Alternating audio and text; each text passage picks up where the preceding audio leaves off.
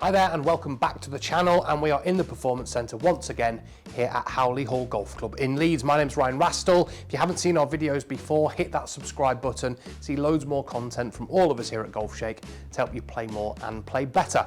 This time of year we are absolutely bombarded by new products coming out, and this time it's the turn of Callaway, and more specifically their Elyte and Elyte X range of irons. Take a look at these.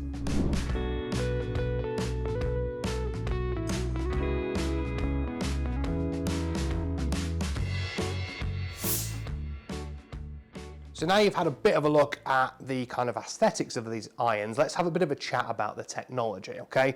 So Callaway are a company known for producing fantastic products in all of the categories, but irons are one of their forte. And the Elyte range, there's some new technologies and some older ones which have been refined to help this iron perform even better than its predecessors. So the AI smart face technology, that has been changed in this, so the 10X kind of AI smart face has been incorporated with the woods as well as now in the iron. So what does that mean? Well, it means that Callaway now have more data points that they check when they are prototyping and designing these irons, so that they know how golf shots will react on different places on the face. They check that even more rigorously than before, and with the use of their AI supercomputer at Callaway R&D are able to mock up and test and modify irons faster than ever before, and they're able to kind of prototype these and check them and make sure that they kind of make our golf game better with, you know, more speed than they've ever been able to do before. And certainly AI is helping in club design with a number of different manufacturers, but Callaway seem to have kind of led the way with this and certainly have invested very heavily in the AI technology within their business. Now, the AI smart face is one thing. We've also got a bit of a cosmetic uplift as well, so they kind of fit in a little bit better with the Apex line that they have out at the moment. You can see some of those on the rack behind me, so the kind of finish and the colorway is a little bit more similar, so there's that seamless blend all the way through their different products within the line. There's also a bit of a change to some of the shaping, but more importantly the sole. So the leading edge has been kind of chamfered a little bit so it enters the turf a bit better, and also you can just see the back edge has been chamfered off as well, so that it exits even better. So when we're taking those divots, it's a bit easier to get into the back of the golf ball, but more crucially able to get out there as well, so it doesn't dig and sort of stay in the turf as long as it did do before. So what that does is help us get under the golf ball a little easier, launch it a bit better, and the strike feels even more crisp. So the urethane microsphere technology, which they've used in previous irons, has also been refined. There's more of that in here than ever before to really change the sound and the feel and kind of that, I suppose that kind of, you know, when we strike an iron, we want an iron like this, which is essentially kind of a multi-material, hollow in places, kind of multi-construction head to feel as close to a forged iron as you can possibly get. And certainly urethane microspheres helps Callaway achieve that massively. So that tri-sole design, almost like a C grind as well, I'm really excited to try that outside as well as in here today when we hit some shots. But yeah, we have three different models in this, two of which I have here. So I have Elyte, Elyte X, and there's also Elyte HL, so high launch, a little bit more lofted in the irons, we'll hit them slightly higher, easier for that player who really wants as much elevation on golf shots as possible, because there are many of you out there, and certainly many of the guys and girls that I teach here at the club who really struggle to get the ball in the air. And you'll know that if you've done any research on irons in the past 10, 15 years, they seem to be getting stronger every year in terms of their loft, which is going to do one thing. It generally makes them go a little bit lower, and also most players will struggle to stop those on the green, and who wants that out of an iron? Well, there are still that customer and consumer out there that wants the ball to go higher. Certainly a lot of the players that I teach, particularly if they come over the top quite a lot and almost drop the iron on the ball, really struggle with getting any sort of launch on it. So the HL iron will fit into that category quite nicely.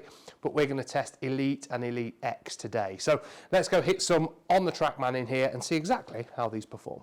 So we've been sent a full set of each of these irons, and in the test we're going to hit the 6, the 8 and the pitching wedge of both models. So I'm going to start with the Elyte X, okay? So this is obviously a bit wider in the sole, slightly bigger top line in the iron, and slightly more hollow in its construction as well. So if we have a bit of a look at it behind the golf ball, we can see it is that little bit chunkier. It's got a bit more offset on it. And like many of these irons, it seems quite upright as well when you sit it behind the ball, which I don't mind. It has to be said as well, there's a brand new shaft in this, one that I've not tried before. So it's a true temper vector shaft. And again, at 90 grams, which is quite light for a steel. So it'd be interesting to find out how that feels as well, to be honest, because like I say, it's not one I've come across before and completely new to me. So let's have a few hits. Let's see how this Elyte X iron feels. Very good. I think that's gone a bit left. It is noticeably more kind of offset and almost draw bias, I suppose, than what I'm a bit used to. But again, it does feel like it wants to do that a lot, but it feels very good off the face. I mean, they've been two very good strikes that I've just hit there. I've just finished a little bit down that left-hand side. Let's just hit another one. Wasn't as good a hit, but it's a bit straighter, I think. Yeah, I mean, certainly looking at the numbers I'm getting out of an 8-iron, they're pretty impressive. But yeah, that kind of first look and feel. Yes, they're an iron that, you know, I'm not used to kind of the way that they look. They look very different to the irons that I use at the moment, but not particularly big or not particularly off-putting when you're sitting behind the ball. But they do really what they're designed to do. They're easy to get turning over from right to left. They're easy to get in the air with that slightly wider sole, and they feel really solid as well. So you can really feel that urethane microsphere technology doing its job. And they go a long way. So now we're going to try the standard Elyte iron. So this is a bit more compact, slightly narrower in the sole, narrower top line, and less offset. And certainly when I sit it behind the ball, suits my eye a little bit better. It's kind of closer to something that I would play generally. So let's see how this feels. Obviously it's a lot more compact actually than the X model. Let's see what it feels like. Wow, feels very good. Really, really good. The strike, very solid actually. It's very different to the X model, which was good, but this is quite close to what I would kind of normally feel in a forged or maybe one-piece head as well. It's very, very good. Certainly when we got to test these in Spain as well, when I first hit this on the practice ground there at La Reserva, which was amazing, these just seemed to come off like an absolute bullet, and certainly this is back in that. I mean, the first shot I've hit there, this is a 8-iron I've just hit, has gone 185 yards, and really nice flight. It's certainly what I would expect out on the golf course. But when you're looking at the sort of height, it's gone 110 feet in the air. I mean, we'll have a look at the numbers in a bit more detail at the end. But yeah, 178 carry, so you know, towards 180 and stopping at 185. So that's quite short between where it lands and stops, which is something that we really got to make sure of with an iron that is quite strong like this is. It's making sure that we can actually stop it on the green. Wow. Just comes off like a bullet. Really, really strong. I really like the look of it actually behind the ball too. It does not look like it's got as much help in it as it actually has. I think, you know, you don't really see anything behind the head, any of this mass down here. It actually looks very similar to some of the Apex irons, if I'm honest, in terms of the way it sits behind the ball. And I quite like how it feels through the strike as well when you hit down into the ground.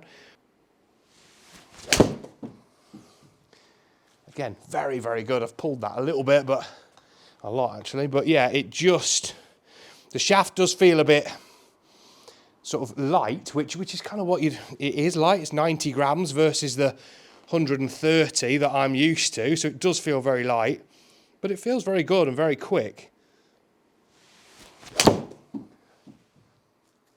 Much better shot. I think for some of you out there that are, you know, kind of more traditionalist kind of players who like the look of a more compact head, you're going to love this. And I think some of you maybe that are losing a bit of distance and want to try and get some of that back, these could be really good. And I think the shaft could help you quite a lot actually with that, because it's so lightweight, but does still feel robust enough to cope with you know, the sort of loads and swing speeds that many of you will have out there. So yeah, all in all, I think this is a very good iron. Now that we've had chance to hit both of these sets of irons, and a reminder, we did the 6, the 8 and the pitching wedge in both Elyte and Elyte X. Let's have a bit of a look at the results. Now, these irons are slightly different in their lofts for a couple of reasons. One, the main reason really being the fact that with the sole being wider in Elyte X and that extra kind of elevation that it gives you, the loft is ever so slightly stronger in that model to try and then get the flight window that we're after. So